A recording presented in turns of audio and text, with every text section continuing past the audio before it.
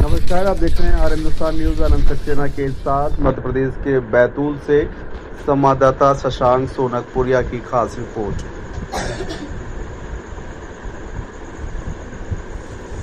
मध्य प्रदेश के बैतूल जिले के भैंसदेही क्षेत्र में कुछ दिनों पूर्व एक आदिवासी युवक संदीप चिल्लाहटे के साथ शराब ठेकेदार के कर्मचारियों और पुलिस द्वारा मारपीट और जाति सूचक गालियां देने के मामले ने तूल पकड़ लिया है।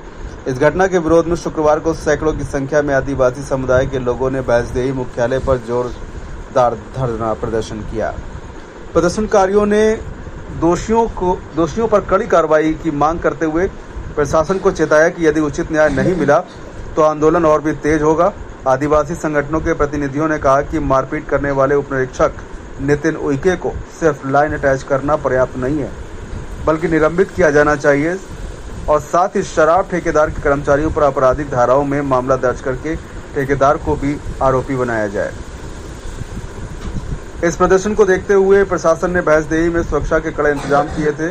वज्रवाहन सहित आसपास के 8 थानों की पुलिस बल मौके पर तैनात किया गया था।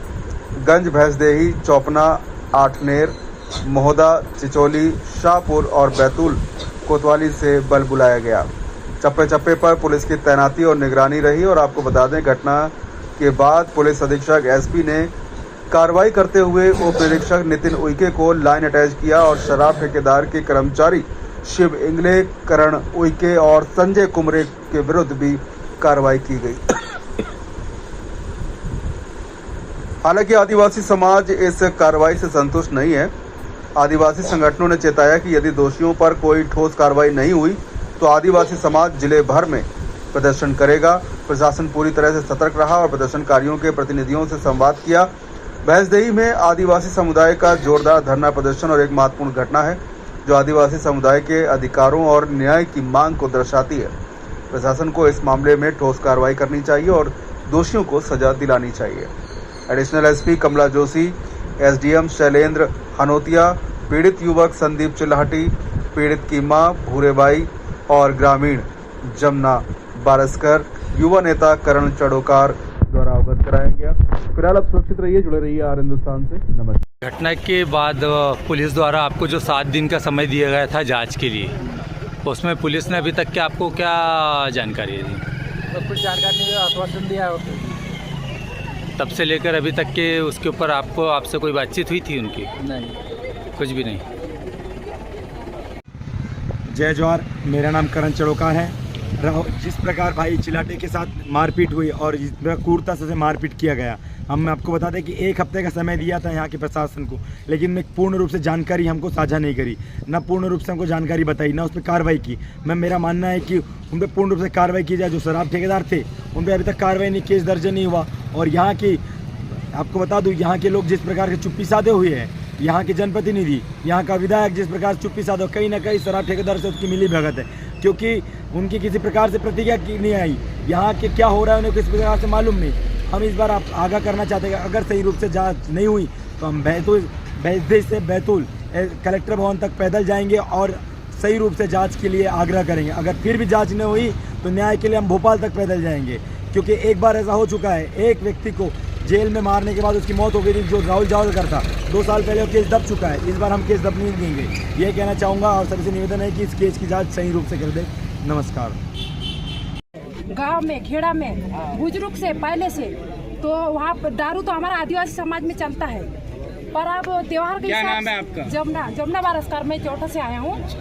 तो जैसा त्योहार के हिसाब से मेहमान तो जुड़ता है, तो एक दो पार्टी जैसा भी लाता है वो परंपरा रिवाज से चल रहा है। तो अब लाया होगा या नहीं, पर उनने ठेकेदारों से परबिंद लगा के आदिवासी लोगों को थाना में लेके मार के दबा डाला है। तो ऐसा हो सकता क्या?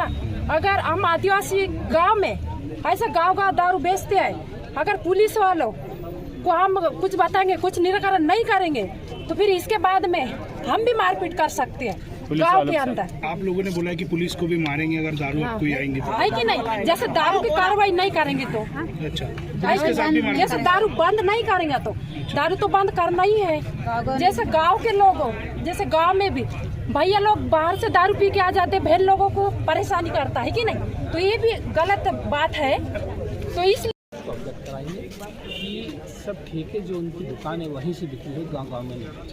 तो बेचता है तो उनके ऊपर अपन कार्रवाई करेंगे। सर क्या बस स्टैंड की दुकान हटाई जाएंगी क्योंकि अंबेडकर जी की वहाँ प्रतिमा भी लगी है? और सर बस स्टैंड की जो दुकान है स्टेट हाईवे जो बहती से उपरू खामला वाला है वो ऑलरेडी स्टेट हाईवे में आता है और सरकार का जो नियम है कि 500 मीटर के दायरे में कोई भी शराब की दुकान नहीं लगेगी।